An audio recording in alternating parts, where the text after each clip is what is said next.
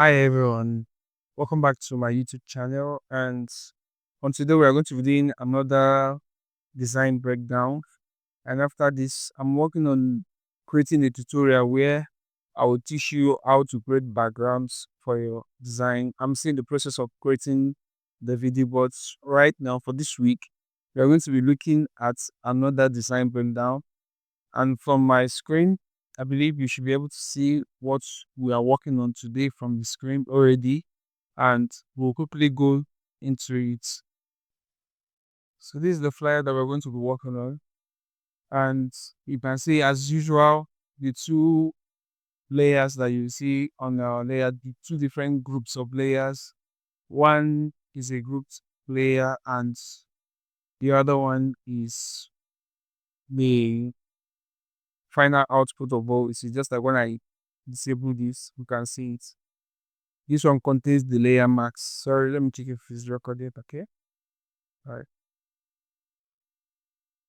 All right. So when we turn off this layer, we'll be focusing our efforts inside this particular group, which contains all design elements. So before that, let me check if there is any layer that I never used.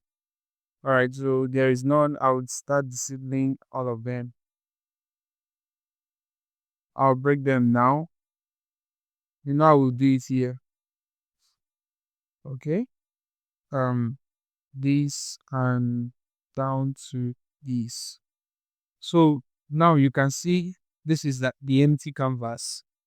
We'll start from here to build up till the final results. Make sure that you stay to the end. So first thing first is this blue background layer. You can see it's a gradient layer that has two different uh, images.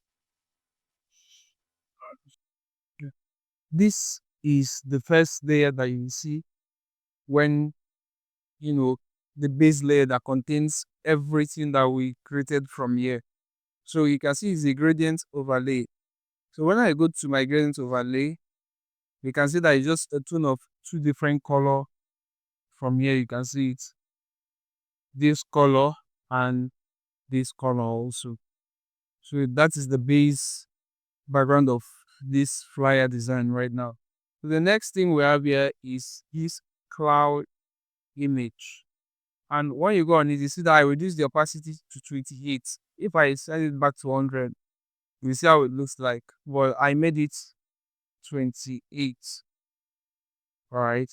Then with the max, I had to remove the down part of it to make it soft. Let it blend into the other gradients. You can see the tone of this other one showing up here. The tone is the same. So the next thing I did was to add cloud. You can go online and download clouds, ENG cloud. You can see that it's a white cloud ENG. Added this one. Added this one. This is the logo. All right. Then I'll still come to this. This. Okay. So this is the logo. Then this is my team. And turn on the whole layer. So this is my team. This font is, let's check the name of this font. It's Arakari Quest. Zarakat Quest. And from there, what I did was type what I want, the pillars of the family, then grouped everything and added a blend option to it. Let me click on it. The layer style, look at the blending option you can see from here. I added an inner glow of that tone, but then I made it normal. I reduced the opacity to 8. It's not that this thing, but it is there. Then I added an outer glow that add an overlay. It's white overlay, then 65. After doing this, I tilted it to because I was going for a look. For that, I'm doing it from the bottom, but we can actually start your design from either the top or the bottom. It depends on how you want to do it. You get me? So the next thing here is the pillar, the golden pillars, because this is actually the pillar of the family. And No, the first time I wanted to do this design, I had an idea of going to Whisk to generate my image. But the image that I wanted to generate was an image where the father is standing on one pillar, the mother is standing on one pillar, the children will be standing on different pillar. But when I did an extensive research on this topic, the pillars of the family, I discovered that it's not just hierarchy of the family. It is actually about love, faithfulness, unity, these characteristics that brings the family together. That was why one of the things I did was to add this pillar. You can discover that one is a bit taller than the other to look as if the pillar of the family is resting on top of this pillar, whereby containing this love. That was why I went for this bright blue color that shows that is shows um royalty, trust. That is what I actually went for. That is the reason why I intentionally went for this color. Then after that, I added this um brush. You can use a brush, create a new layer, and click, give it the white brush. And the reason for that, we're still going to see it in a bit. These two and this. Now, this is the image, the main subject, which I generated with Whisk. Remember, every time and the AI I used that is free that I used to generate my images is Whisk Lab. It's free, totally free. Then I removed the background, and you can see that there's something at the back which we are still going to come into. But then if I turn off this other layer, you can see that it's just plain and it's there. So adding up this layer was what I did was I selected this duplicated this image or selected the max by holding control and clicking inside there. It gave the selection, created a new layer, and filled the layer with color. Simple with white color, and added blur to it and increase it. But because this layer is not a smart object, you're not going to really see the blur of it. But this is what I did. But this other one, we are still going to come to it because from the flyer that you saw when we are trying to start this video, we could have seen some elements around the subjects. So after that, we can see this is same thing for here. You can see it. This is the same thing I did here, but this one is converted to this because I wanted to add just in not just adding effect at the back as well. I needed it to show that the light that was coming from the back is bleeding at the edge, at their edges, as you can see from here. And when I added it, what I did was to get it. After doing it, I used my brush to clean everything. You know, if you zoom in to the head, you can see that the family stuff is white, and it's as if the effects of the this thing is coming from the back and is showing up to their image to give it a more realistic effect. Hope you get me. Then after that, I added this. Okay, this is something I just used to add my family weekend on top of here. Just use my lasso to you know created this around the text, nothing perfect, and filled it with color. And this is another white cloud here, and here also white cloud here. No, I didn't need it because this already have the sky kind of concept. You get it. Then the dates down here. So how did I add these dates? Let me open the group. The date is just okay. This is a rectangle for this. The orange, the time, the time and the venue, which you can see on top of here. This is basically it. Then Sunday. This is Sunday, and this is the image. From here, you can see that it is maxed. So what I did was I created. Let me put this thing here. You see why I told you that blending this blending tool or blend option N1 is very important. Once I click on it and I click on normal, okay, let me disable this. You can see it. It's giving me a plain image. So what I did was actually was first um convert it to dissolve, maxed it, and then I use my brush to make the edges. When you look at the edges, let me take this out. I made the edges rough.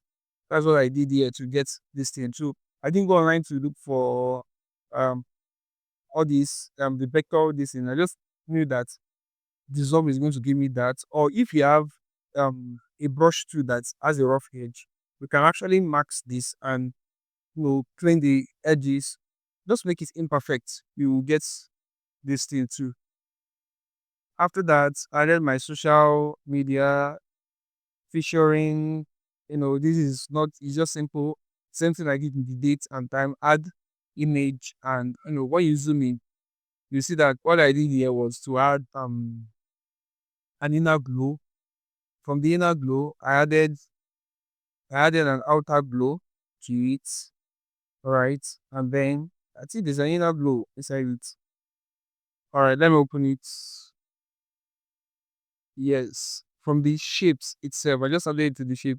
It's an inner glow that I made. I added noise to it. When you go to your inner glow, um, you see that there is noise, inner glow, noise 15% value to it. Then after that, and go back, zoom in back. I added my Jesus, the same down there, and the doodles. Now, this way, I remember I told you that this thing is at the back of this image. So I got these doodles, and I wanted to remember I told you that when I made the research about the pillars of the family, the things that I got was love, peace, joy, and a whole lot of things. So it was more like a joyful, a family that is united together, that have love and all these things guiding them. So I had to look for a doodle that represented this thing. You can see from the elements, love, the art, the love, the arrow, everything. So, but this is not how it is. If you look, it has a kind of a greenish and but what happened was the blending option. Now, when I go to my blending option, blend modes, you see that when I click here, I used divide. Let me go to normal. You see how it looks like. Let me take everything back to normal. This is how it looks like. So to give it that effect that I really needed, I knew that the blending mode is going to be very, very cool. So add this one, divide. Where is my okay? Divide. You can see it. So I didn't know like knew that this is going to work immediately. I was, playing with the blend mode, trying to get something that would fit into what I needed. And it just clicked. That was how I like wrote it, just named the doodles and added it to it. I wanted to add this add in the head of the man, but then it was going to fight with the team of the design, so I didn't want that. Added to the sides, then added it around, added one at the back, and then at the end of the day, I grouped it like normal and added my camera raw filter. That's it. It's not much, but can see it, but the difference is there, especially when you look at the images, the subject. But when I go, remember I told you that camera raw can have a very serious effect in your design. When you apply camera raw to your final design, remember to use combat, group everything, make sure that no layer is locked, group them together, duplicate it, and convert it to smart objects. Once you are done, go to camera raw filter. I played with my added little exposure, um, shadow. You can see everything I worked on, my vibrance, my DAs, a little clarity, added it. So when I was done and I was working with it, I exported the design and delivered it, and it was posted on all these things. So I believe that with this little stuff I've done, you can see that it's actually simple. There's nothing complex about this design. And at this point, we're going to stop here. If you've stayed down to this level, please remember to subscribe, share, and like this video. And soon the next one. Bye.